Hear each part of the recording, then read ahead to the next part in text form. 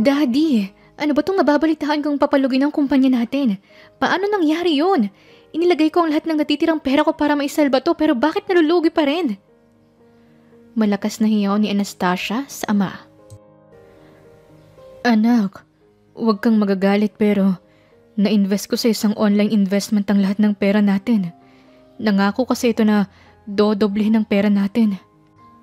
Paliwanag ng ama ni Anastasia habang nangingilid na ang mga luha sa mata. Sunod-sunod ang dagok na nangyayari sa buhay ni Anastasia.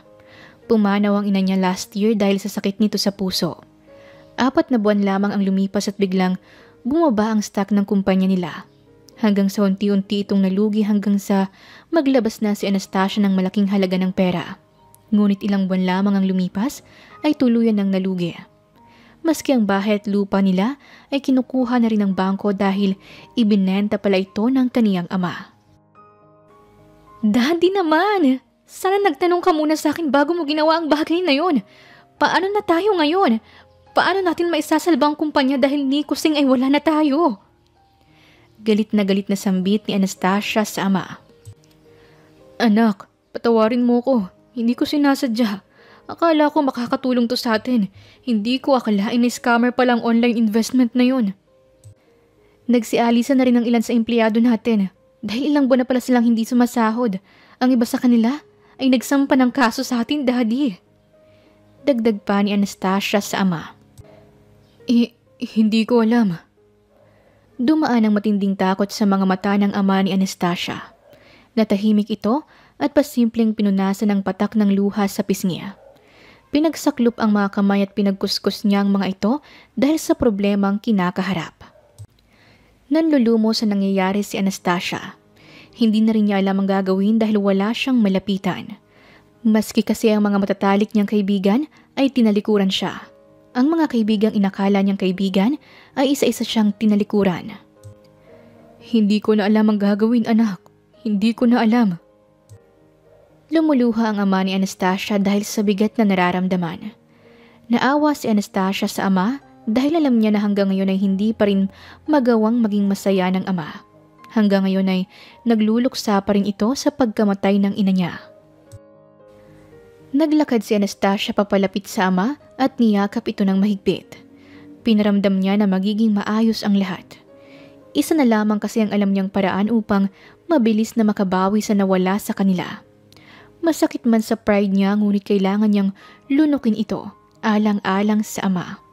Matanda na ito at hindi nakakayanin pa ng sobrang stress. Nagpaalam si Anastasia na may aasikasuhin lamang. Bumalik siya muli sa loob ng sariling opisina. Sumalubong naman sa kaniyang loyal niyang assistant na si Christian. Madam, ito na po ang bagong result ng stock ng kumpanya at kahit anong tingin talaga ang gawin ko ay hindi na maaahon ng kumpanya. Nasagad na kasi ito at ang lahat ng pera ay naging bato. Paliwanag ng assistant niya. Kinuha niya ang hawak nitong tablet at tinignan ang chart ng mga nakaraang stock nila. Tama ang assistant niya. Wala nang paraan upang makabawi pa sila. Ang tanging paraan na lamang ay ang ipasara ang mga ito. Ako nang bahala dito, Christian. Umuwi ka na muna upang makapagpahinga. Tsaka na natin pag-usapan ng tungkol dyan at maraming salamat sa pagstay. Sinsero niyang saad. Madam, itong kumpanya lang ang tumanggap sa akin ng talikuran ako ng lahat ng kumpanya. Hindi ako nakatapos ng kolehiyo at wala akong degree. Pero itong kumpanyang to ang tumulong sa akin para makarating sa kung nasan ako ngayon. Mag-iingat ka, madam. Babalik ako bukas ng umaga. Mahabang sambit nito bago naglakad papalabas ng opisina ni Anastasia. Napangiti ng mapait si Anastasia nang umupo siya sa swivel chair at tumitig sa harap ng computer. Gamit ang natitirang lakas at kaunting oras sinimulan niyang buuin ang business proposal na magagamit niya bukas. Tinapos niya ito ng magdamag at nang ma-finalize niya ito ay magmamadaling araw na. Sumandal muna siya sandali sa inuupuan at ipinikit ang mga mata. Matindi ang sakit ng ulo niya dahil magdamag siyang dilat. Madam, kape ka muna. Salubong agad ng assistant niya pagpasok pa lang nito sa opisina. Dala nito ang isang mainit na kape. Kahit papaano ay nawala ang antok ni Anastasia at sakit ng ulo niya. Nang maubos ito ay basta na lamang siyang lumabas ng kumpanya at nag-drive patungo sa kumpanya ng lalaking makakatulong sa kanya. Inabot siya ng 1 oras dahil sa haba ng traffic at nang makarating naman siya sa kumpanya ng lalaki ay hindi siya agad pinapasok. Miss, kanina pa kasi ako rito. Baka pwede mong sabihin sa CEO niyo na gusto ko siyang makausap. Sabi ni Anastasia sa front desk girl na kanina pa sinasabi sa kanya na busy ang boss nila. Excuse me ma'am, pero wala talagang time ang boss namin sa isang tulad mo. Maanghang na saad ng front desk girl. Emergency kasi to miss.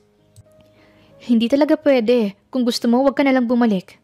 Ani pa ng front desk girl at nakipagtawanan pa sa kasamahan nito. Nag-isang linyahan ang labi ni Anastasia dahil ngayon lamang niya napansin na pinaglalaroan siya ng dalawa. Kanina pa siya rito at nitulog at kain ay wala siya. Unti-unti na rin niyang nararamdaman ang pagod at panghihina.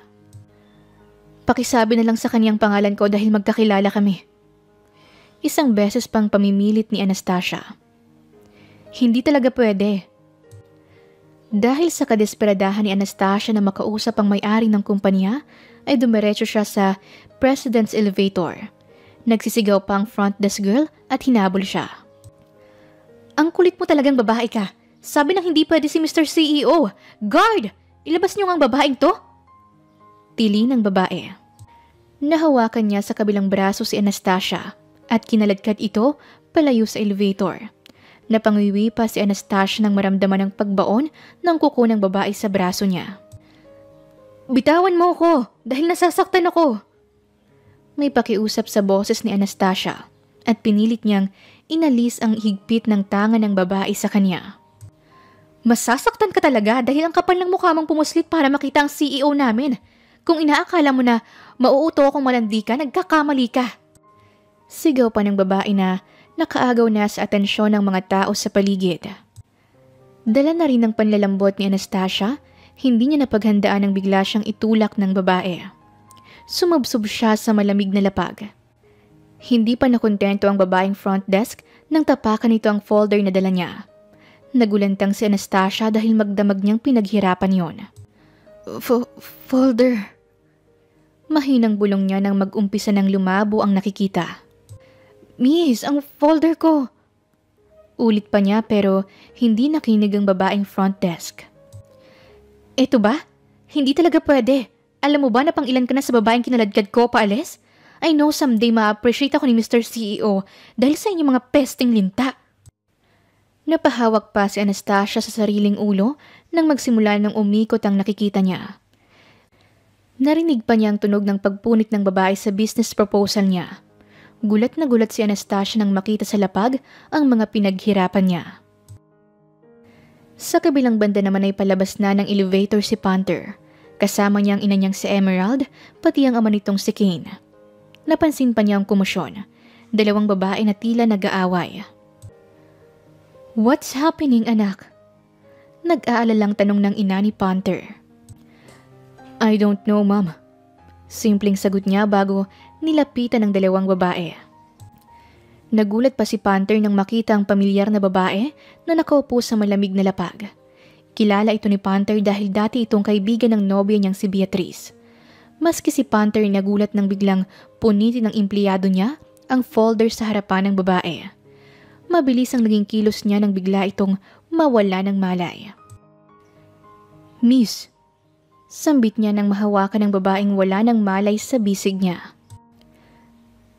Sir, pasensya na po sa gulo na ginawa ng babaeng yan kasi shut up and you're fired.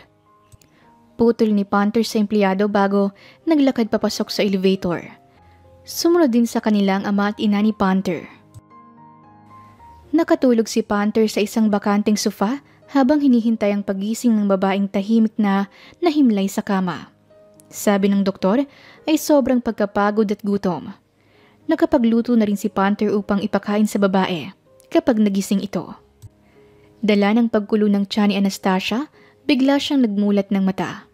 Unang bumungad sa kaniyang puting kisame at ang magarabong chandelier.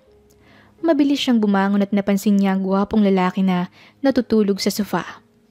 May pagkain din sa gilid niya na mainit-init pa. Dala ng matinding gutom, kinain ito ni Anastasia.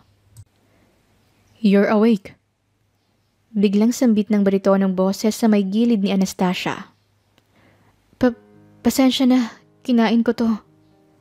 Nahihiyang tura ni Anastasia. "It's okay. Para sa'yo naman talaga yung pagkain." Napangiti si Anastasia dahil kahit ilang taon na ang lumipas, ay ganun pa rin ang ugali ng lalaki sa harapan niya. Si Anastasia ang dating kaibigan ng nobya nitong si Beatriz. Binalaan din siya nito na huwag lalapit sa lalaki, ngunit kailangan niya kasi ng tulong nito. Napahigpit ang kapit niya sa kubyertos. Napapikit muna siya bago nagsalita. "Pwede ka bang makausap about sa business? May gusto sana akong i-discuss sa'yo. Heto yung..."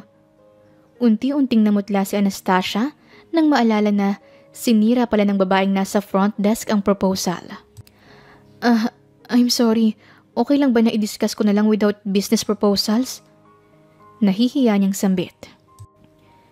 "It's okay. Pwede mong sabihin sa akin kung anong nangyari sa company niyo.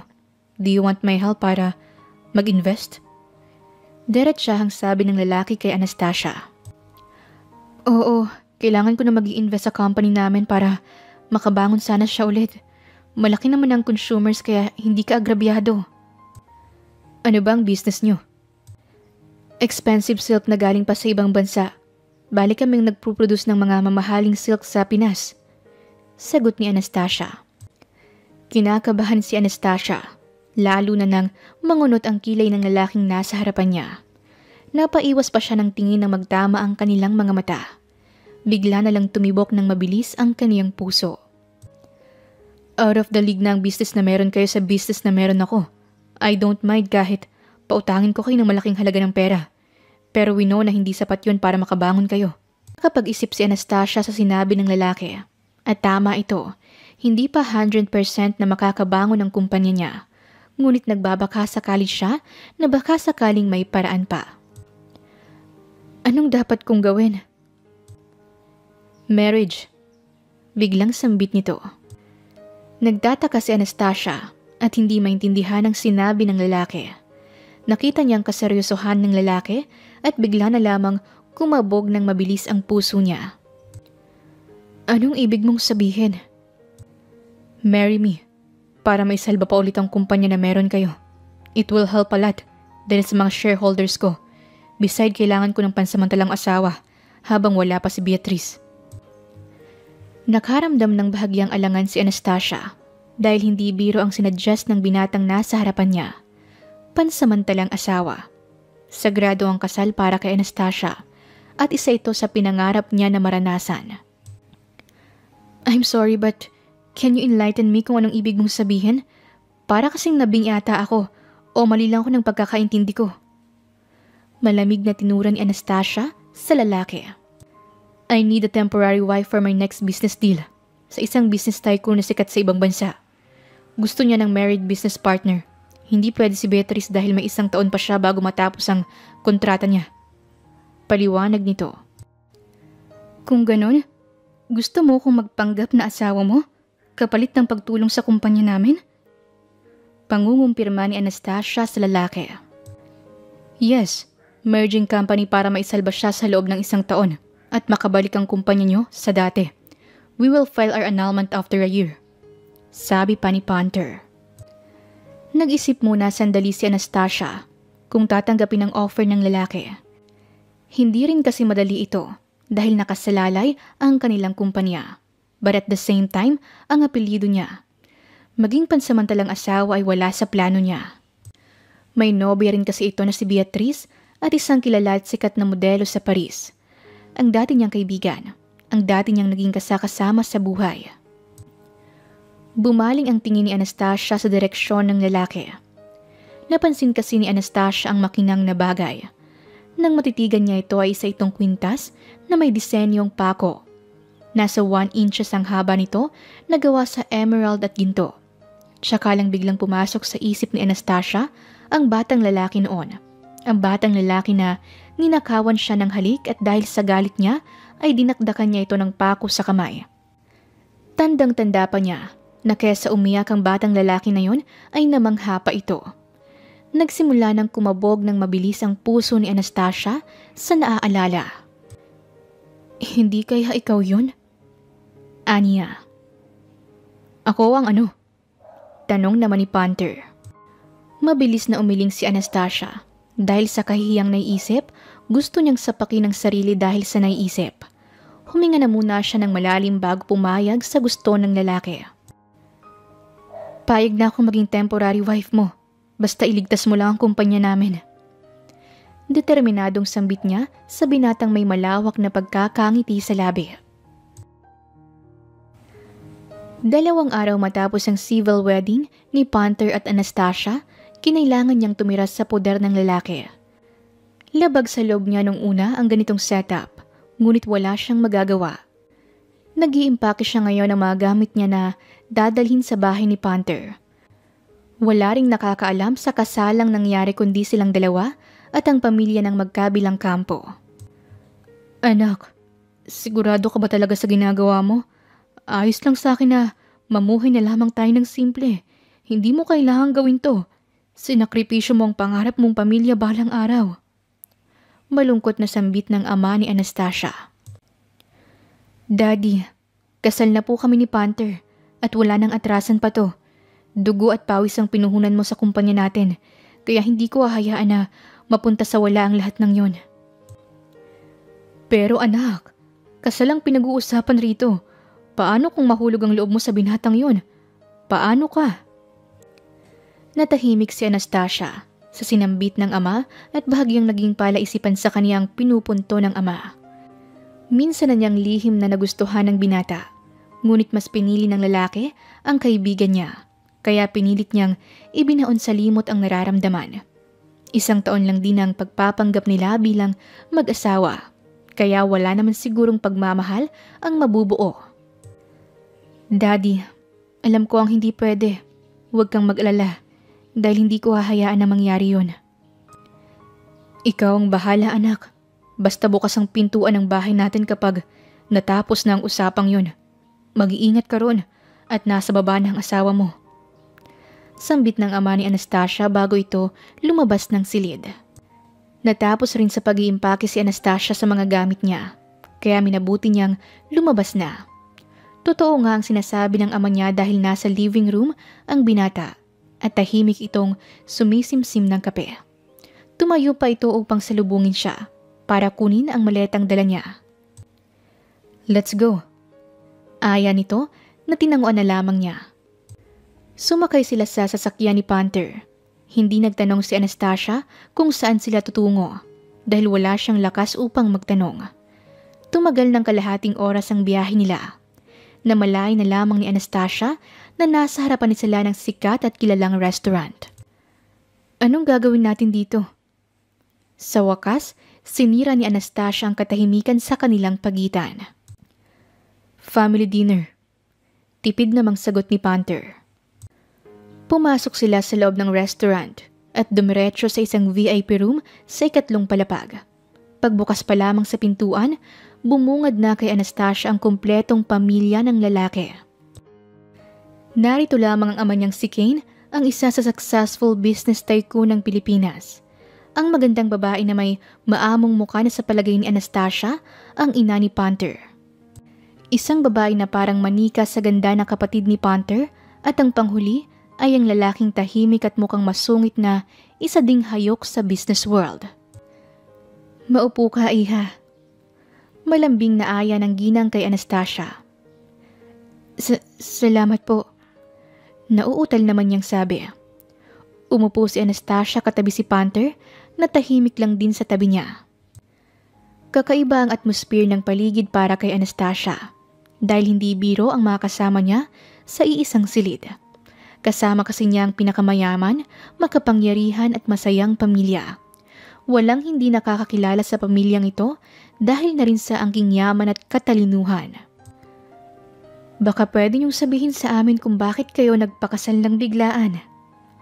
Pagputol ng ina ni Panther sa katahimikan. Mom, dahil kailangan. Matagal ko nang gustong maikasal. Sagot naman ni Panther na nagbigay ng matinding disappointment kay Anastasia dahil sa pagsisinungaling nito. Huwag mo nga kaming lokohin, Panther. Parating ka palang pabalik na ako. May nobya ka di ba na modelo ngayon sa Paris? Ilang taon na bang naroon ng babaeng yun? 7 years? Pero nag-abala bang umuwi man lang? Huwag mo siyang isali sa usapan, Mom. Labas si Beatrice sa usapan ngayon. Malamig na tinuran ni Panther sa ina. Oh, girlfriend mo pa pala si Beatrice, kuya. I thought, boyfriend niya ngayon ang isa sa sikat na modelo sa Pinas. Singit naman ng nakababatang kapatid nito na si Celestina. Nangunot ang noo ni Panther at dumaan ang iritasyon sa mukha nito. Hindi pa nakontento ang kapatid niyang babae at pinakita pa sa lalaki ang larawan ng nobya nito.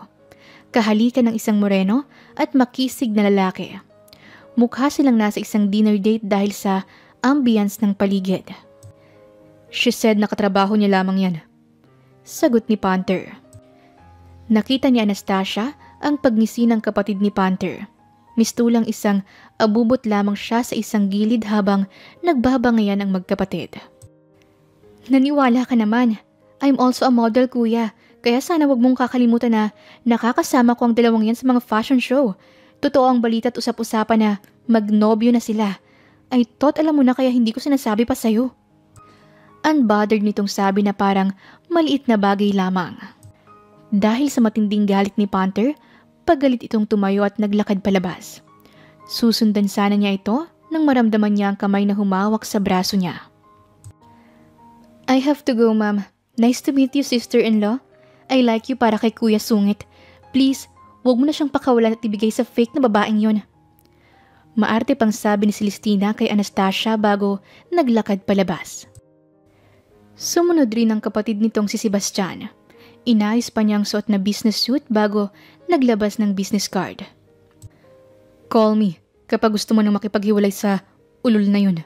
By the way, I'm the top 1 lawyer. Kaya akong bahala para mapagpasolang bisa agad ang kasal niyo.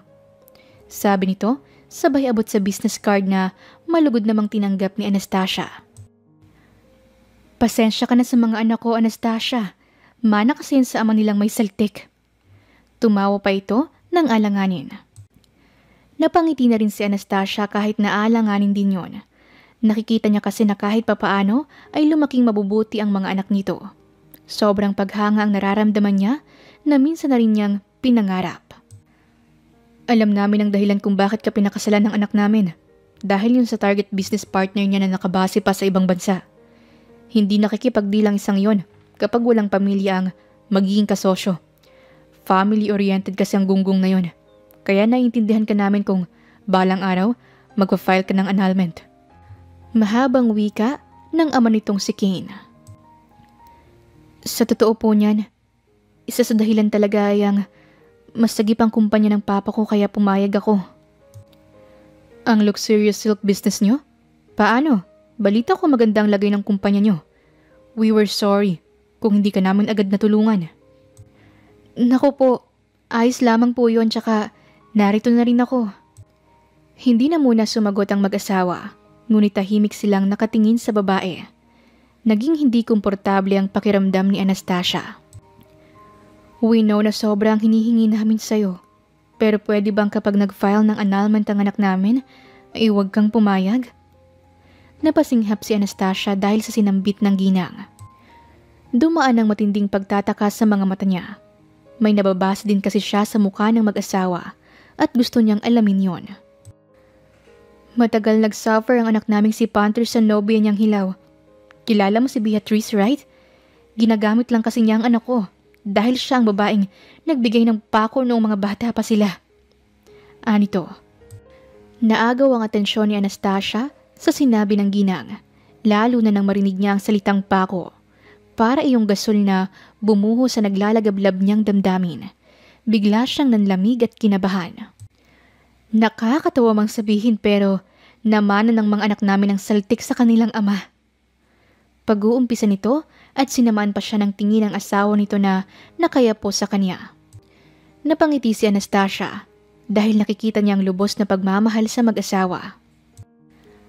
Kapag may nagustuhan silang tao at may binigay ang mga yon sa kanila, pinapagawa nila itong alahas o kahit anuman, souvenir dahil sa mga mahal nila. Si Panther na may kababata noon na nagustuhan niya.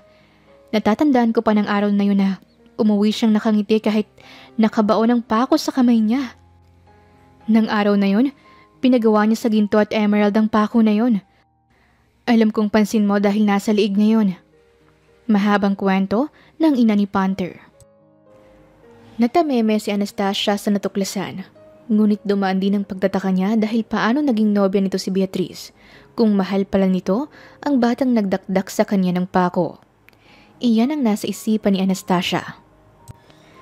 So, as you can see, ang batang yun ay si Beatrice, kaya patay na patay sa kanya ang anak ko. Dagdag pa nito. Tsaka luminaw kay Anastasia ang nangyayari. Kaya pala, galit na galit sa kanya si Beatrice nung naikwento niyang tungkol sa batang dinakdakan niya ng pako. Kaya pala bigla itong nagbago sa kanya. Kaya pala, lumayo ito at pinalayo siya sa lalaki. Inagaw pala nito ang dapat na sa kanya. Paano po kung hindi naman si Beatrice ang batang inakala ni Panther? Paano kung ibang bata po? Biglang tanong niya sa mag-asawa. Nahiya pa si Anastasia nang ngumiti sa kanya ang mag-asawa. Tila may alam na sa nangyayari. Kaya nga, nakikiusap ako sa'yo. Nailaban mo ang karapatan na kinuha sa'yo. Pinakasalan ka ng anak ko kaya ilaban mo. Huwag mong hahayaang maagaw na naman ang babaeng yun ang para sa'yo. Napanganga si Anastasia sa sinabi ng ginang. Ngunit kalaunay, napangiti siya ng malapad. Nagbigay kasi ito ng lakas ng loob sa kanya.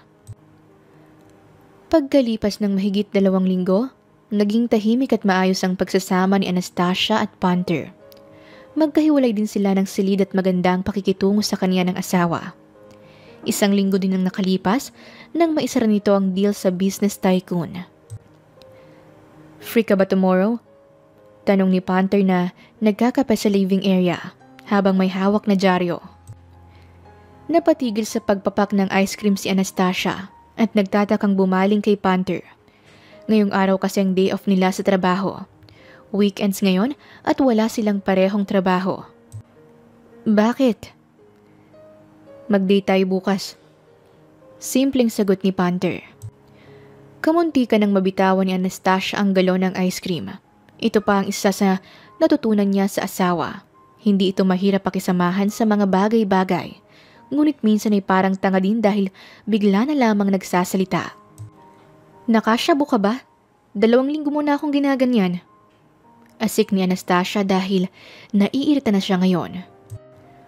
Pinagtaasan naman siya ng kilay ni Panther parang sinasabi na anong nagawa ko. Nung isang araw, inaya mo ako sa Korea. Tapos nung isang araw din, nanghingi ka ng halik sa akin. Kahapon naman nag-aya kang makipag-inuman tapos ngayon date? Nakasyabo ka ba? O lumuwag lang yung tornilyo sa utak mo? Sambit ni Anastasia. Sinabi ko yun?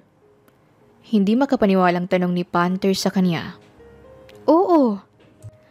Wala akong maalala. Hinalikan ba kita pagkatapos nun? Tanong pa nito. Dahil sanay na si Anastasia sa mga biro nito, ay naisipin niyang bisitin ito. Nang marinig kasi niya ito sa bibig ng lalaki, 2 gabi siyang hindi nakatulog. Paulit-ulit kasing naglaro ang salitang yon sa utak ni Anastasia. Hindi, actually disappointed nga ako.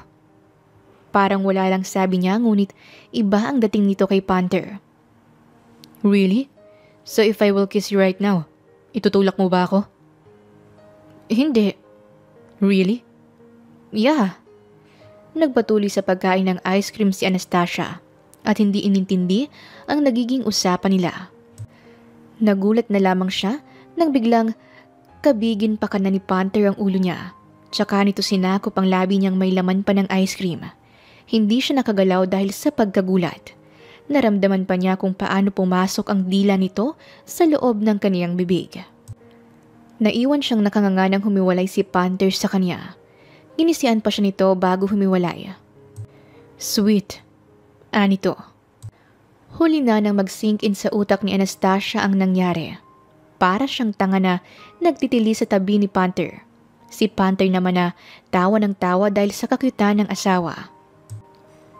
Are you done? Parang halik lang nagtitili ka dyan. Bisit pa nito. Hinalikan mo ako. Tinutukan pa siya ni Anastasia ng kutsara. So, asawa kita. It's normal. Normal ka dyan. Temporary lang ang kasal natin kaya don't you dare na hawakan ako. Hiyaw ni Anastasia. Nabura ang mapaglarong ngiti sa labi ni Panther at seryosong tumingin kay Anastasia. Sa isip ni Panther, hindi niya nagustuhan na isinali ng babae ang tungkol sa usapan nila. 2 linggo na rin ang nakakalipas nang mahuli nga niya si Beatrice na may kasamang ibang lalaki. Kinumpronta niya ito at nakipaghiwalay sa kanya si Beatrice. Ang nakakatuwa ay hindi siya naghabol sa babae. Lalo na nang makita niya si Anastasia na mahimbing na natutulog sa kama nito. Parang nawala ang lahat ng agam-agam sa buhay niya. Nawala ang matagal ng bigat sa kanyang puso. Huwag mong sabihin na temporary ang kasal natin. I hate that word. Besides, I want this relationship officially. Don't you dare na sabihin na temporary lang lahat ng to. Come here. Let me kiss my gorgeous wife. Aniya. Muli niyang kinabig palapit sa kanya si Anastasia at siniil siya ng mapagparusang halik. Hanggang sa buhatin niya ito paharap sa kanya na hindi pinuputol ang halikan. Naglakad si Panther patungo sa silid niya at inihiga si Anastasia sa ibabaw ng malambot na kama. Can I? Namamaos niyang tanong kay Anastasia. Nahihiyang tumango si Anastasia at siya na ang kumabig palapit kay Panther. Luhaan niyang ibinigay ang lahat sa lalaki. Kahit alam niyang pwedeng mabali ang bawat salitang binitawan nito.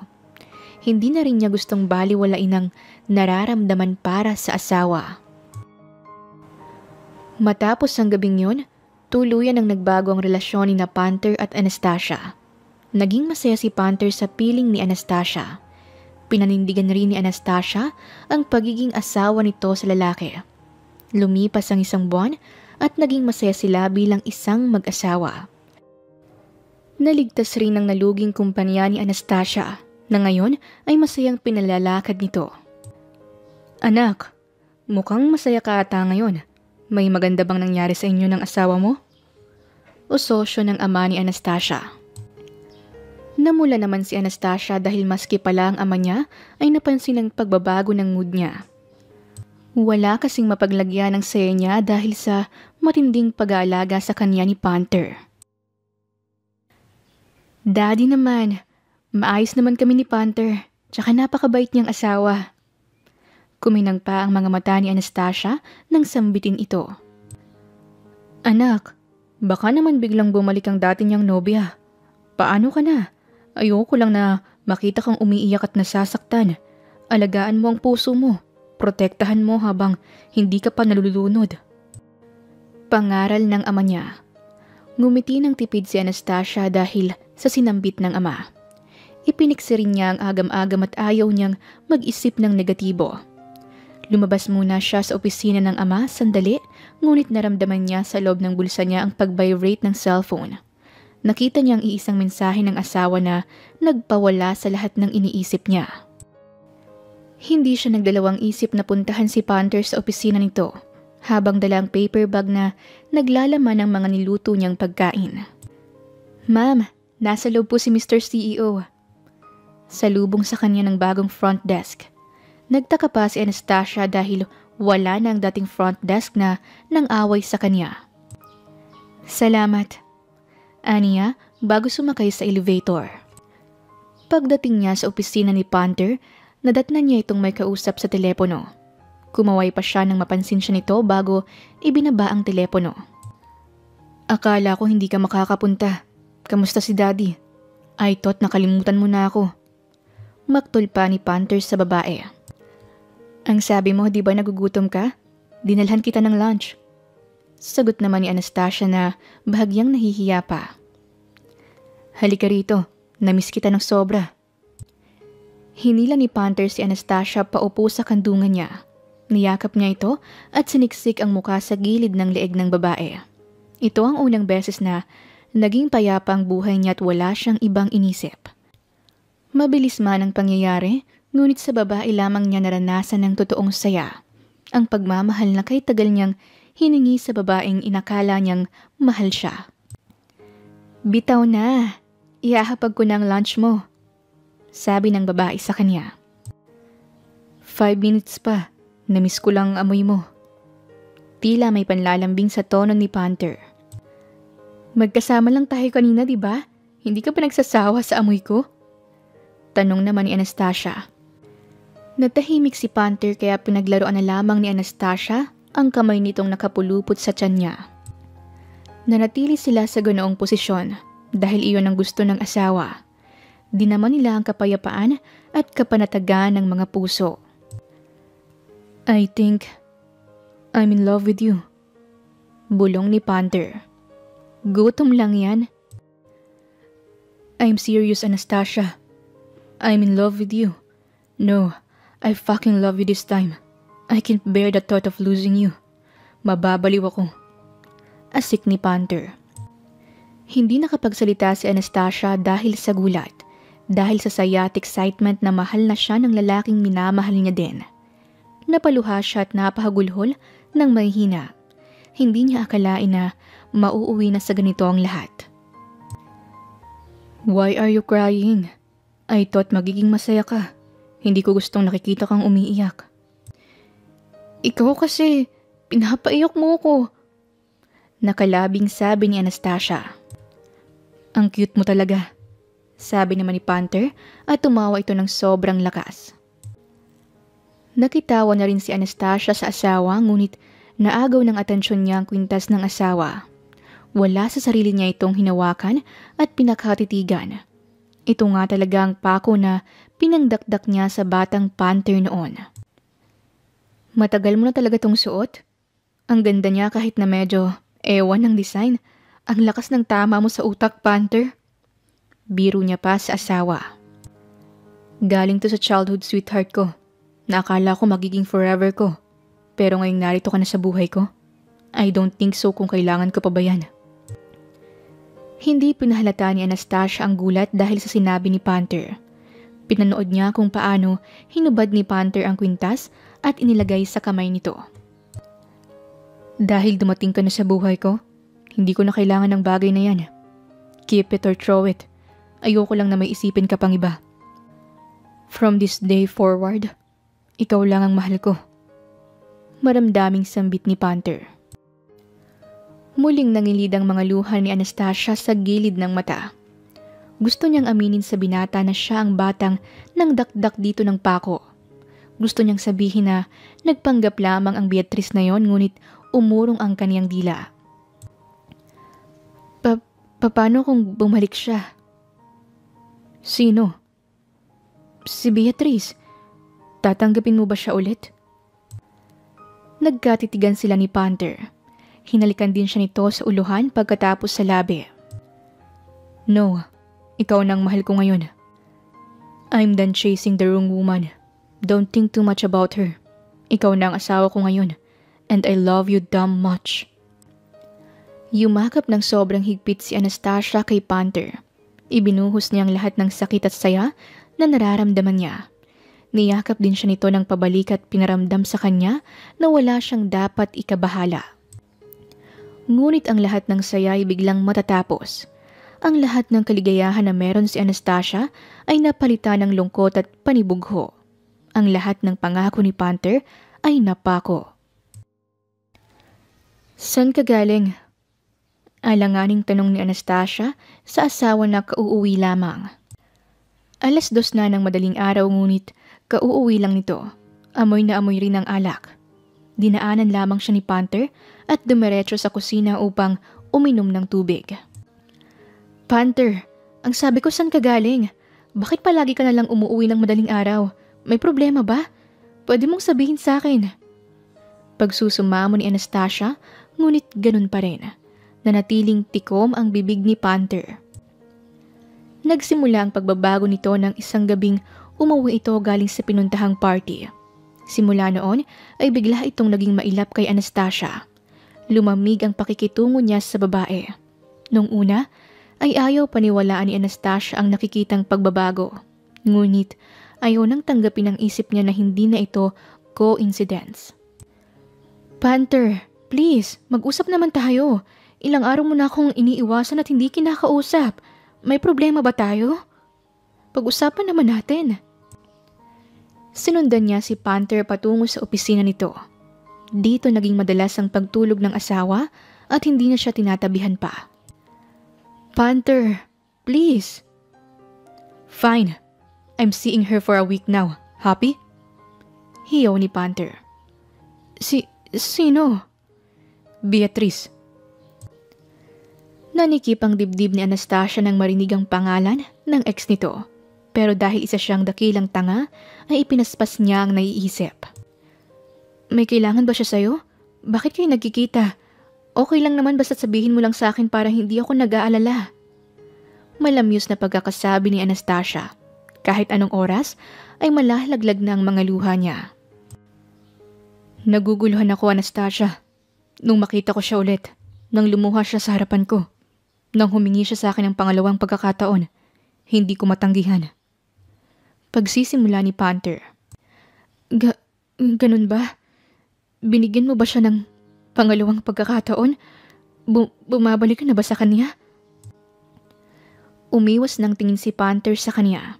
Hindi na napigilan ni Anastasia ang pagpatak ng mga luha niya at ang pagtawa niya ng mahihina. Bawat tawa na lumalabas sa bibig niya ay ang pagkadurog niya. Naguguluhan ako. I love you, Anastasia. Mahal kita. Pero hindi ko maintindihan ang sarili ko.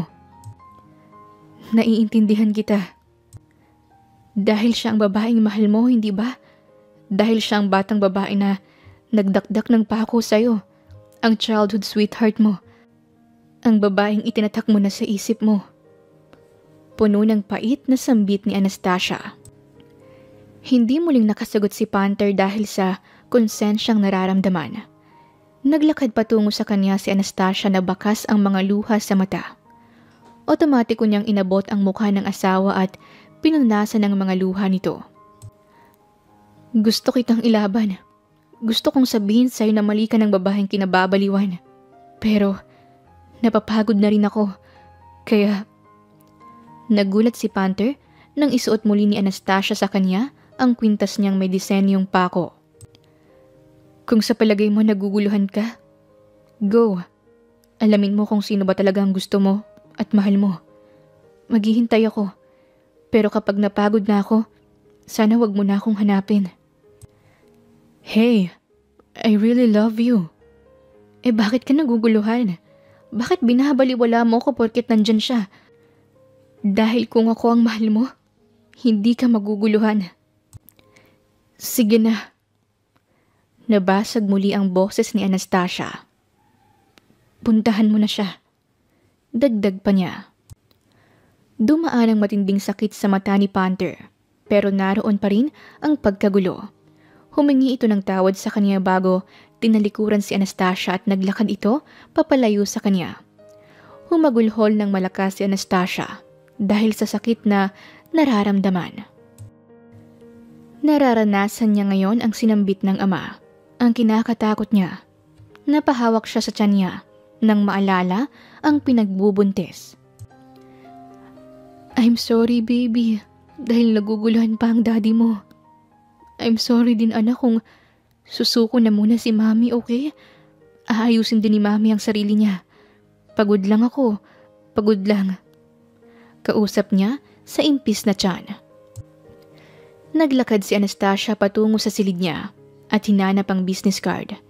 Siguro nga ay nasabi niyang narayan lamang siya at naghihintay ngunit kailangan niya ng putulin kung saan man nagsimula ang lahat. Hello? Pag-uumpisa ni Anastasia nang sagutin ng kabilang linya ang tawag niya. Anong may paglilingkod ko sa'yo? Tulungan mo kong mawala ng bisa ang kasal namin. Sure, give me 2 days at magiging malaya ka na kay kuya. Anito, bago binaba ang tawag. Nag-impake si Anastasia ng mga gamit at walang pagdadalawang isip na umalis. Hindi niya kayang manatili sa poder ni Panther. Ayaw na niya itong maguluhan at mahirapan pa.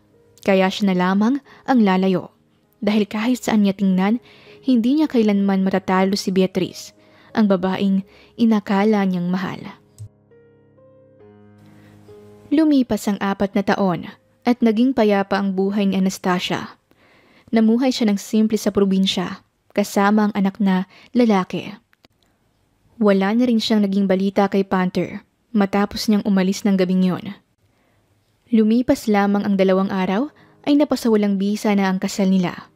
Iyon ang huling narinig ni Anastasia kay Sebastian. Hindi rin niya akalain ang magiging biggest plot twist ng buhay niya. Dahil si Sebastian ang kasakasama niya simula noon hanggang ngayon. Wala ka bang balak bumalik ng Manila? Ayaw mo bang ipakilala kina mami ang anak natin? Sambit ni Sebastian na nagpataas sa kilay ni Anastasia. Feel na feel kasi nito ang pagiging ama sa anak niyang si Parker. Bakit naman ako babalik dun? May dapat pa ba akong balikan? Maayos si Daddy at masaya na ako rito. Masaya ka ba talaga? Sa nakikita ko, pinipilit mo lang maging masaya. Hindi mo na ba gustong makita si Kuya? Halos masiraan ang bait yun nang mawala ka. Aniya pa. Muling kumabog ang dibdib niya dahil sa narinig. Ayaw niyang paniwalaan si Sebastian sa kalokohan nito. Palagi kasi nitong sinasabi na nabaliw sa kakahanap si Panther sa kanya. Bumalik na tayo sa Manila, Anastasia. Wala na rin namang dahilan para magtago ka, hindi ba? Isa pa, ikakasal na siya. Sabi ni Sebastian habang pinaglalaruan ng halo-halo sa harapan. Ganun ba? Alam kong mahal mo pa rin si Kuya, pero nagdesisyon ka na. Hindi ko pinagtatanggol ang kapatid ko, pero napagbayaran na niyang kagaguhan niya sa'yo. Sinong nagsabing mahal ko pa? Kaloka ka. Pala desisyon ka. Asik ni Anastasia at tumawa pa siya ng peke. Sa akin ka pa ba magsisinungaling? Mas kilala na kita kaysa kay Kuya. I'm just joking a while ago. Ang ikakasal talaga ay si Celestina. Really? Congratulations to her. Masayang sabi ni Anastasia. Kinain ni Anastasia ang huling sahog sa hawak niyang halo-halo. Nagtaas siya ng tingin at napansin niyang malungkot na mukha ng lalaki. Nakasama ni Anastasia si Sebastian ng mahigit 4 na taon. Alam na niya sa tuwing may malaking problema ito. Kahit hindi nito aminin, ang madalas na pag-alis at pag-uwi ng namamaga ang mata ay dahil yun sa asawa niyang hindi pa rin siya mapatawad-tawad. Hindi pa rin ba kayo nagkakaayos? Pagbubukas ni Anastasia sa problema ni Sebastian. Okay kami, Anastasia. May mga bagay lang na hindi kami magkaintindihan. Sagot nito. Dahil ba sa pagpunta mo rito? Dahil ba sa pagpili mo palagi sa amin ng anak ko? Sa totoo lang, hindi mo kailangan gawin yun. Ang tagal na kitang binabawalan na unahin kami ng anak ko, Sebastian. May asawa ka na at naiintindihan ko kung bakit nagagalit siya. Ako lang ang meron ka, Anastasia. Nangako ako na simula ng tulungan kita na makalaya kay Kuya. Nangako ako na hindi ko kayo pababayaan ng anak mo. Napangiti si Anastasia ng malungkot at umiling-iling pa. Magkapatid nga sila ni Panther dahil hindi nila naiisip ang kalalabasan ng pabigla-biglang desisyon. Ikaw lang din ang meron siya, Seb. Ikaw lang. Sige na, puntahan mo na siya. Ayusin niyo na ang buhay niyo. Babalik na rin ako sa Manila. Babalik na kami ng anak ko. Sabi ni Anastasia bago siya ngumiti ng totoo. Ang pinakawalang ngiti niya ay totoo at wala ng halong pagpapanggap. Nang araw na yon, nagpaalam si Sebastian na may aasikasuhin. Naglakad pa si Anastasia patungong Teresa at nakita ang anak na mahimbing na natutulog sa duyan. Anak, oras na siguro para umuwi tayo, di ba? Okay na siguro ang 4 na taon na space na binigay natin sa papa mo. Kausap niya sa anak. Uuwi na tayo, anak. Uuwi na. 4 na taon nang nakalipas ng piliin ni Panther ang isang desisyon na magpapadusa sa kanya. Suot ang kwintas, binaybay niya ang kahabaan ng daan upang puntahan si Beatrice. Nang makarating siya sa kondo nito, naabutan niya ang kapatid na si Celestina. Hindi ka talaga titigil sa pagpapanggap mo, Beatrice. Sinira mo ang samahan nila ng asawa niya. Patahimikin mo na ang kuya ko. Malakas na sigaw ni Celestina na nakasalampak sa lapag. Namumula ang kanang pisngi at puno ng galit. Nakatayo sa may pintuan si Panther at hindi niya mapagtanto kung bakit nanatili siya roon. Pinakinggan pa ang usapan ng dalawa. Sa akin lang si Panther, Celestina. Ako ang nauna sa kanya at hindi ko ibibigay kay Anastasia. Para saan pa? At nakaabot ako sa ganito kung magpapatalo lang ako sa babaeng yun. Malakas na sigaw ni Beatrice. Alam na ng buong pamilya ko na hindi ikaw ang first love niya. Alam namin na nagpapanggap ka lang simula pa noon magpasa hanggang ngayon. Tingin mo ba, hindi ka maisusumpa ng kapatid ko kapag nalaman niya ang totoo? Don't you dare. Subukan mo lang na sabihin sa kanyang totoo at gagawin ko ang lahat upang itakwil niya kayong lahat. Dinuro pa nito si Celestina. Paano pag nalaman ni Kuya Panther na ang babaeng sweetheart niya, ang batang nagdakdak ng pako sa kanya, ay ang asawa niya ngayon? Ano kayang gagawin niya sa'yo? May panunuya sa boses ni Celestina. Nanigas sa pagkakatayo sa may pintuan si Panther nang marinig ang sinabi ng kapatid. Para siyang mabubuwal nang maglakad papasok sa loob ng kondo. Anong sinabi mo, Celestina? Si Anastasia ang batang yun? Ngayon mo lang ba nalaman, kuya? I told you many times na hindi ang babaeng to ang totoo, but you ignored us. Kailan pa? Kailan mo pa nalaman? Pangungumpirma ni Panther. Para siyang hihimatayin dahil sa nervyos na nararamdaman. Nang ipakilala mo siya sa amin, hinanap ko ang lahat ng impormasyon tungkol sa kanya. Magkaibigan sila ng babaeng to. Hindi ka ba nagtataka kung bakit hindi na sila magkaibigan? Dahil nalaman niyang si Anastasia ang babaeng hinahanap mo. Panther, huwag kang maniwala sa kanya. Nagsisinungaling siya. Ako ang totoo. Ako! Desperadang sigaw ni Beatrice sa lalaki. Ngunit huli na dahil hindi na nito mababago pa ang isip ng lalaki. Wala na siyang sinayang na pagkakataon at pinaharurot niya pauwi ang sasakyan. Sa biyahe pa lang, panay-iyak lang si Panther. Masaya na may halong takot. Ang naguguluhang isipan ay naglaho. Mga agam-agam ay biglang nawala. Tsaka lang pumaski lang nakangiting mukha ng asawa. Halos magkandada pa siya sa pagpasok sa bahay. Anastasia! Anastasia! Sigaw niya pagpasok pa lang ng bahay. Ngunit walang Anastasia ang sumagot sa kanya. Dumiretso siya sa kwarto at napaluhod siya sa panlulumo. Wala na ang mga damit ng asawa sa bahay niya. Iniwan na siya ni Anastasia. Pinilit niyang hinanap si Anastasia ngunit walang nakakaalam. Hanggang sa nakatanggap si Panther ng annulment paper. May pirma na ito ni Anastasia. Kamuntikan na niyang mabugbog ang kapatid dahil ito pala ang tumulong. Ngunit dahil na rin sa katangahang ginawa niya, tinanggap niya ang lahat ng paninisi ng pamilya.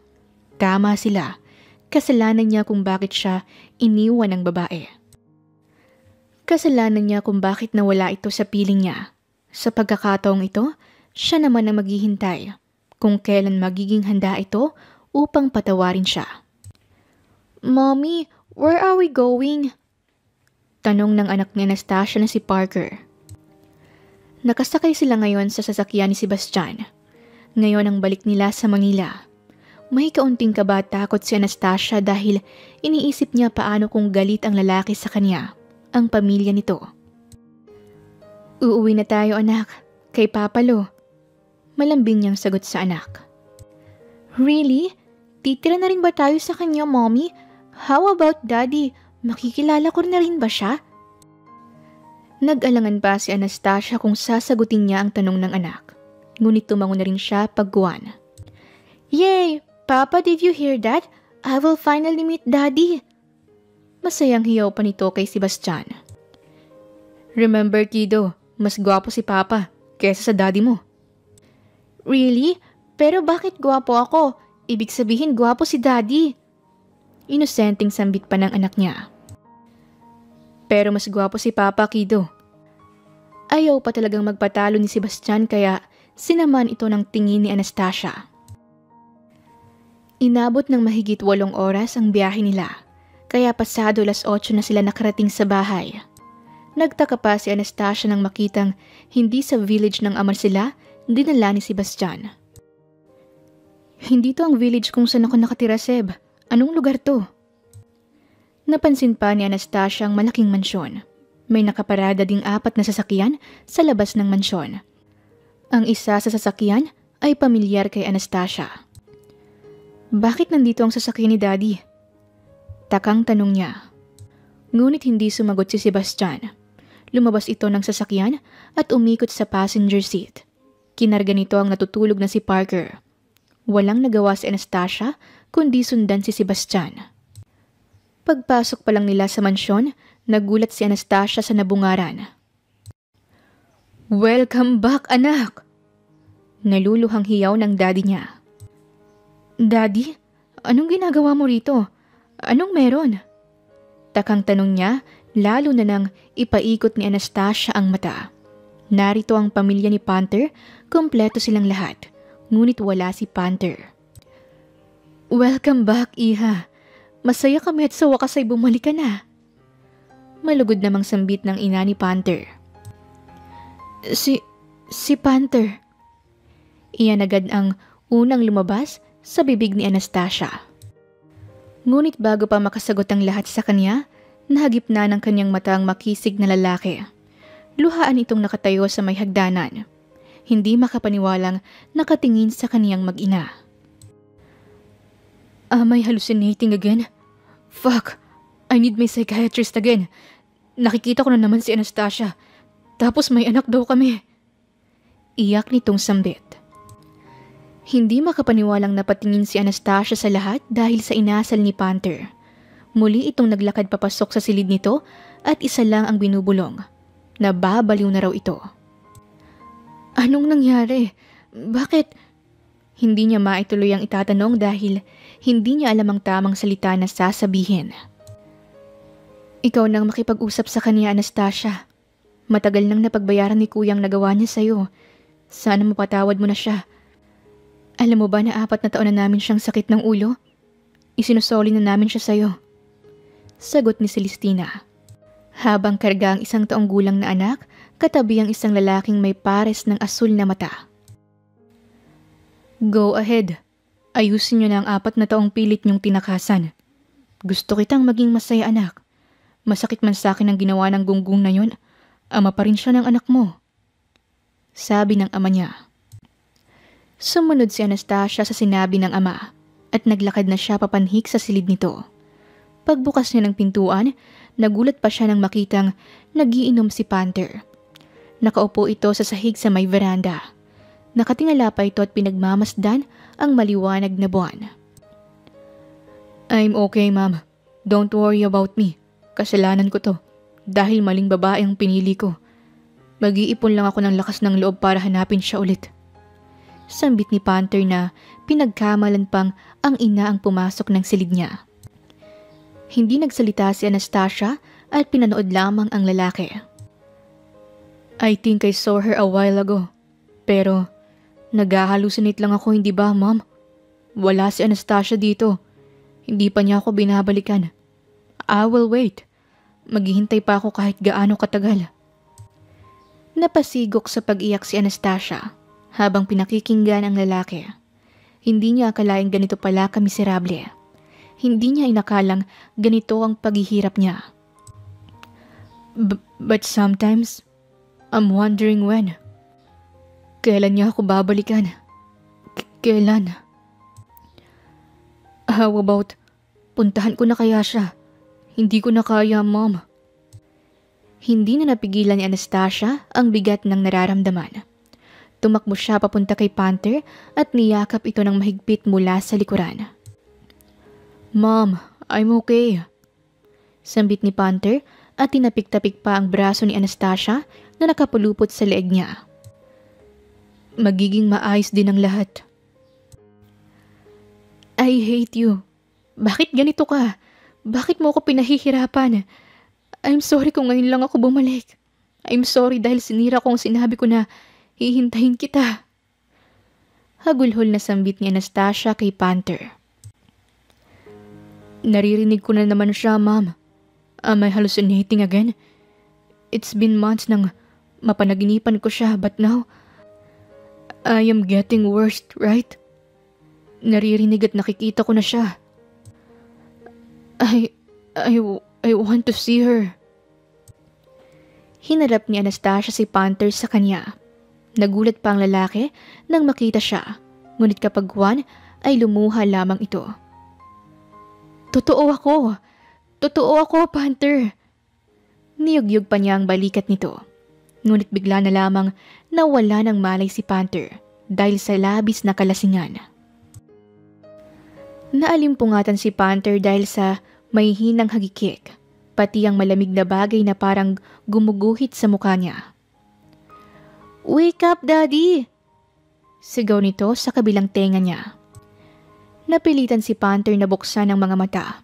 Unang bumungad sa kanya ang mukha ng bata pa siya. Napakurap-kurap pa si Panther dahil parang namamalikmata lamang siya. Yay! Gising ka na! Hello! I'm Parker po, Daddy! Maligayang pagpapakilala nito, tsaka nagtatalon sa kama niya. Damn! Stop it, kiddo! Nasaan ang daddy mo? Nasaan si Sebastian? Bakit nun iniiwan dito ang anak niya? Pagalit pa niyang saad at padaskol na bumangon sa pagkakahiga. Are you talking about Papa? He's not here po, nasa bahay siya ng wifey niya. Sagot naman ng bata sa kanya. Namangha si Panther dahil sa katalinuhan ng bata. Sa tansya ni Panther ay nasa 4 na taong gulang pa lang ito. Pero heto at tuwid ng magsalita at nakakaintindi na. Kung ganon, iniwan ka dito ng papa mo? Sinong kasama mo? Si Mommy, Daddy. Ngunit napakunot ang noo ni Panther nang maguluhan sa sinabi ng bubwit sa harapan niya. Pinasandahan pa niya ng tingin ito at bawat parte ng mukha nito ay kamukha niya. Carbon copy nga niya ito. Anong sabi mo? Pinuntahan ng papa mo ang wifey niya?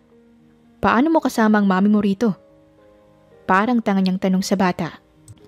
Napatagilid pa ang ulo ni Parker dahil naguguluhan din siya sa tinatanong ng ama. Hinawakan pa niya ang noo ng ama at ang noo niya. Hey, wala akong lagnat at hindi ako nagdideliryo. Saway ni Panther sa bata. Nasa kusina po si Mommy, nagluluto ng breakfast. Si Papa Sebastian, pinuntahan ng wifey niya. Bakit ka naguguluhan, Daddy? Takang tanong pa nito sa ama. Isa lang ang napagtanto ni Panther. Ang batang nasa harapan niya ay anak ng lalaki sa ibang babae. Nagpuyos ang damdamin niya at basta na lamang kinarga ang bata palabas ng kanyang silid. Wala pa siyang damit pang itaas at ang boxer lamang ang suot. Hagik-hik ng hagik-hik ang bata ngunit nagiinit ang ulo niya. Mom! Dad! Tawagin niyo nga si Sebastian. Ginugulo ako ng... Hindi natapos ni Panther ang sasabihin nang bumungad sa kanya si Anastasia. Nakasuot ito ng apron at may hawak na syanse. Mommy! Gising na si Daddy! Hiyaw pa ng bubwit na karga ni Panther. Anastasia? Hindi makapaniwalang bulong ni Panther. Parker! Nagpasaway ka na naman ba sa daddy mo? Pagalit na tanong ni Anastasia. Bumungad kasi sa kanya si Panther na puno ng drawings sa muka. Bahagya pa nga siyang napangiwi dahil mukhang marker ang ginamit nito. Nag-hallucinate naman ba ako? Problemadong sambit ni Panther. Dahil sa iritasyong nararamdaman ni Anastasia ay lumapit siya rito. Inilabas ang isang pako sa bulsa at dinakdak ang kamay ni Panther. Napanganga na lamang si Panther habang dinadamdam ang sakit na ginawa ni Anastasia. Gising ka na ba? Siya, mamaya na lang tayo mag-usap. Baka masunog pa ang niluluto ko. Anito at naglakad na paalis. Naiwan si Panther na nakatingin sa dinaanan ni Anastasia. Nagtataka pa rin siya bakit. Paano? Tinignan pa niya ang kamay niyang duguan dahil sa ginawa ni Anastasia. Tsaka lang niya napagtanto na totoo ang babae. Nagtatakbo na parang tanga si Panther patungo kay Anastasia. Nagsisigaw ito sa sobrang ligaya. Niyakap niya ito sa bewang habang nakaluhod sa lapag. Iyak nang iyak si Panther na parang uhuging bata. Ano ba? Tumayo ka nga, para kang tanga. Sita ni Anastasia na patuloy pa rin sa pag-agos ang mga luha. No, baka bigla ka na namang mawala. Hindi ko nakakayanin pa. Matagal na akong naghihintay. I'm sorry. Patawarin mo ako sa nagawa ko noon. Paghingi nito ng tawad. Bitawan mo muna kasi ako para makapag-usap tayo ng maayos. No. Napatampal na lamang sa sariling noo si Anastasia. Hinayaan niyang parang ahas na nakalingkis sa kanya ang lalaki. Hindi na ako aalis. I'm sorry kung natagalan ako sa pagbabalik. Isa pa, nakikita ka ng anak mo oh. I'm sorry. Patawarin mo ko. Bumuntong hininga si Anastasia at paulit-ulit sinuklayan ang buhok ni Panther. Hinintay niya munang kumalma ito at tumigil sa pag-iyak. Tapos na yon. Tsaka hindi naman ako galit sa'yo. I'm sorry din kung nasaktan kita. Promise me, hindi ka na aalis ulit. Hindi mo na ako iiwan. Pagsusumamo ni Panther kay Anastasia. Pangako, hindi na ako aalis. Hindi na kami aalis ng anak mo. Malambing na sagot ni Anastasia. Humiwalay na si Panther sa pagkakayakap kay Anastasia. Tumayo siya at siniil ng halik si Anastasia bago nilapitan ng anak nila. Kiddo. Yes, Daddy. Here po. Inabot ng anak niya ang pako na pinangdakdak kanina ni Anastasia. Mas lalong naluha si Panther dahil naalala niya ang lahat. Muli siyang bumalik kay Anastasia at niyakap ito ng sobrang higpit. I'm sorry. Hindi kita nakilala agad. I'm sorry. Hagulhol niyang muli. Okay lang. Babawi ako sa'yo at sa anak natin. Mamahalin ko kayo ng sobra-sobra. Basta huwag ka nang aalis. Kapag may problema tayo pag-uusapan natin, hindi tayo matutulog ng hindi nagbabati. Parang bata pa nitong sabi. Luhaang natawa na lamang si Anastasia sa kalokohan ng lalaki. Nang araw na yon, nagkaayos sila. Hindi rin mapaghiwalay ang ama at sinama pa talaga si Panther, ang anak, upang ipagawa muli sa emerald at ginto ang pako. Umuwi si Panther na may 2 pendant na pako sa kwintas. Lumipas lamang ang 1 linggo at nagpakasal sila ni Anastasia sa pangalawang pagkakataon. Hindi naman pala talaga sila naghiwalay dahil hindi iproseso ni Sebastian ang annulment. Pagkalipas ng 2 dekada ay masaya pa rin ang pagsasama ni Anastasia at Panther. Biniyayaan sila ng 3 pang anak at ito ay si Pink, Blue at Gray, ang triplets nilang anak, 2 lalaki at 1 babae. Ang anak nilang si Parker ay isang magiting na business tycoon na pareho ng ama nito, habang ang triplets ay mga sikat na modelo. Pagod na pagod si Anastasia dahil sa evening exercise nila ni Panther. Kahit uugod-ugod na ang lalaki, ay palagi pa rin itong pinagsisilbihan ng babae sa gabi. Parker! Anak! Malakas na sigaw sa pangalan ng panganay niyang anak. Weekends ngayon at alam niyang nasa salid nito ang anak. Sinili pa niya ito at nakita niya ang anak na si Parker na nakatitig sa larawan ng batang babae. Anak! Muling tawag niya rito. Mabilis itong napakislot at itinago ang larawan. Nagtaka si Anastasia dahil sa inaasal ng anak. Hindi siya mapalagay dahil napapadalas ang pagtitig nito sa larawan ng babae. Anak, wag mo sanang mamasamain pero sino yung babae na palagi mong tinititigan? Nag-alangan pa si Parker ngunit kalaunay sinagot pa rin ng ina. Virgo, Mom. May stalker when I was in high school. College up until now but one day, hindi na niya ako kinulit. Mahinang paliwanag nito. Tuluyan ang pumasok si Anastasia sa loob ng silid ng anak. Niyakap niya ito at pinaramdam na maayos ang lahat. Ito ang unang beses na nagsalita ang anak. Simula kasi tumuntong ito sa pagbibinata ay naging malihim na siya. Naging independent na at minsan na lamang lumalapit sa kanilang mag-asawa. Parang kailan lang at panay ang buntot nito sa kanila ng asawa. Hindi pa nga ito marunong maghugas ng puwet noon ngunit ngayon ay problemado na sa babae. Anong dahilan kung bakit hindi ka na niya pinapansin? O sosyo pa niya sa anak? I thought, kapag binigyan ko siya ng isang bagay ay iti-treasure niya yun. Parang si Dad, na pinagawa pang ginto at emerald ang Pinandakdak mo sa kanya na pa ako. I thought mahal niya talaga ako. Binigyan ko siya ng tinidor, pero binato niya sa akin pabalik. Kwento ng anak niya. Napakurap-kurap si Anastasia sa narinig mula sa anak. Hindi niya alam ang sasabihin. Speechless siya at ayaw rin niyang magbigay ng opinyon. Anak, bakit naman ganun ang ginawa mo? Tinidor? Because I thought ganun niya ako kamahal. I gave her that fork because nakakainis siyang makitang kinakamay ang pagkain niya. Asik ng anak niya. Pakiramdam ni Anastasia ay tumanda siya ng 10 taon dahil sa baliw niyang anak. Anak naman, huwag mong itulad sa iba ang ama mong maluwag ang tornilyo sa utak. Namana niya sa daddy niya yon tapos, never mind, huwag mo nang gagawin ulit ang bagay na yon. Sabi ni Anastasia bago naglakad palabas ng silid ng anak. Naabutan pa niya ang asawang prenteng nakaupo sa sofa at nanunood ng Peppa Pig. Lumalamon din ito ng sangkatutak na chicharon, pero mukhang siya ang high blood ngayon. Panther, mag-usap tayo saglit tungkol sa anak mo. Aniya. Tungkol sa babaeng iniwan siya dahil sa baliw siya? I know that already, honey. Bahagya pa siyang napahinto sa paglapit at nagtatakang napatingin muli sa asawa. Parang wala lamang sa kaniyang sinabi at hindi naman ito namumroblema. Paano ko nalaman? Dahil lumapit sa akin ng triplets at pareho ng problema. Patanong pa niyang sagot. Napanganga si Anastasia dahil sa nalaman. Umupo siya sa tabi ng asawa at nagpapadyak sa inis. Kasalanan mo to! Baliw ka kasing gurang ka! Inis niyang sigaw sa asawa. Bakit ako? Kinalakihan ng mga bata ang paraan ng pagmamahal ko.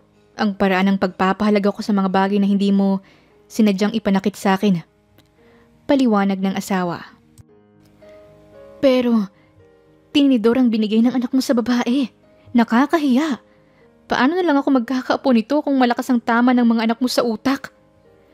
Problemadong bulong ni Anastasia sa asawa. Honey, mas malala ang triplets mo. Tumigil sa pagnawa si Anastasia at ibinalik ang tingin sa asawa. Nakangisipa ang asawa nito kaya mas lalo siyang kinabahan. Ano? Nagbigay naman sila ng plato, baso, platito sa mga taong mahal nila? Ayokong malaman. Bahala ka sa mga anak mong malakas ang sayad. Maktol nito. Tumawa ng malakas si Panther dahil sa kakyutan pa rin ng asawa kahit may edad na ito. Sa edad nilang 50 ay masasabi nilang mas bata silang tignan ngayon. Walang kakupas-kupas ang ganda ng asawa nitong si Anastasia. Bagkos, mas lalo lamang itong gumanda sa paningin niya. Pumasok ka na ba sa silid ng triplets? Tanong niya. Umiling si Anastasia bilang pagsagot. Ang triplets mo kasi ay... Surprise! Happy birthday, Mommy! Sabay-sabay na sigaw ng mga anak ni Anastasia. May mga dala pa itong cake at mga lobo. Hindi nakapagsalita si Anastasia dahil sa pagkabigla. Ano to? Surprise! Kasi birthday mo. Happy birthday, honey. I love you. Mamaya ang regalo mo sa akin. Malanding bulong ni Panther kay Anastasia na kinapula naman ng asawa. Umakto pang nasusuka ang mga anak nila dahil sa sobrang sweet ng mga magulang nila. Lumapit sila sa ina upang mahipa nito ang cake. Anong wish mo, Mommy? I-wish mo na sana magkaroon na ng asawa si Kuya Parker kasi gusto ko na ng pamangkin. Bibong sabi ng isa sa triplets na si Pink. Sa edad nitong 18 ay para pa rin itong bata. Spoiled dahil nag-iisang babae sa pamilya. Don't meddle with my life, Shorty. Ayokong bigyan ng sakit sa ulo si Mommy. Bira naman ang anak ni Anastasia na si Parker. Nagsimula ng magbangayan ang dalawa. Nagsimula na ring sumakit ang sintido ni Anastasia. Stop! Ang wish ko ay sana'y tumuwid na ang mga baluktot niyong pag-iisip. Hiyaw ni Anastasia upang magtigil sa pag-aaway ang dalawa. Sobra ka naman, Mommy. Para namang sinabi mo na baliw kami. Nagtatampong tura naman ang anak niyang si Blue. Hindi ba? May mga salti kayo sa utak. Sige nga, ano tong sinasabi ng daddy niyo na pinagagawa niyo? Nanahimik ang triplets at sabay-sabay iwas ng tingin sa kanilang ina. Nakalimutan ko nga pala na may practice kami sa basketball ngayon. Dumaan lang talaga ako dahil birthday ni Mami. Palusot ni Gray. Blue, natatandaan mo bang sinabi ng professor natin? May thesis pala tayo. Palusot naman ang anak nilang babae na si Pink. Aba, oo. Tara, gawin na natin. Mom, happy birthday again. Ang gift mo sa amin ay isasend na lang namin sa bank account mo. Babush. Sabi naman ni Blue at sumibat na paalis. Teka, hindi pa ako tapos. Sagutin niyo ako anong kalokohan ang ginawa niyo. Malakas na sigaw ni Anastasia sa mga anak. Ngunit nagsibata na ang mga ito. Nagpatay mali siya at bingi-bingihan. Naiwan si Panther at Anastasia sa living room. Tawa lang ng tawa si Panther habang pinapanood ang mga mag-iina niya. Naiwan ring nakaupo si Parker at nakikinood na rin ng Peppa Pig. Sinimula na rin itong papakin ang cake na dala ng triplets nila. Naramdaman ni Anastasia ang mahigpit na yakap ng asawa. Hinalikan din siya nito sa noo at ibinulong ang katagang, hayaan mo ng mga anak natin. Happy birthday again, honey. Ikaw ang pinakamagandang ibinigay ng Diyos sa akin. Wakas.